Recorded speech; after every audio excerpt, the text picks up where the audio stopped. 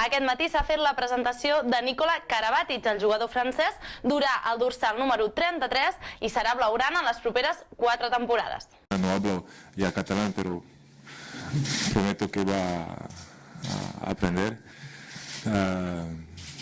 Estic molt content de començar una nova aventura amb el Barça. Avui és un dia molt feliç.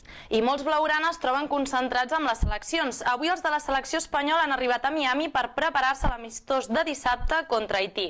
També estan concentrats els de la Sub-21 a Israel, on han rebut una gran acollida de seguidors blaugrana a la sessió d'entrenament.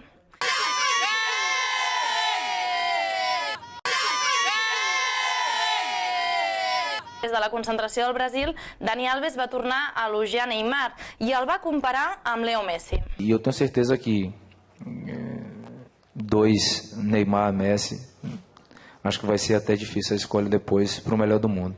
També va parlar de Neymar Pelé ahir a la COPE i va dir que podria haver anat a la Premier l'any passat i que ell li va aconsellar que no ho fes. Aquest matí s'ha comunicat el primer rival del Barça de la pretemporada. Serà el Dansk de Polònia. El partit es disputarà el 20 de juliol a l'estadi PGE Arena i serà la primera vegada que s'enfrontaran els dos equips.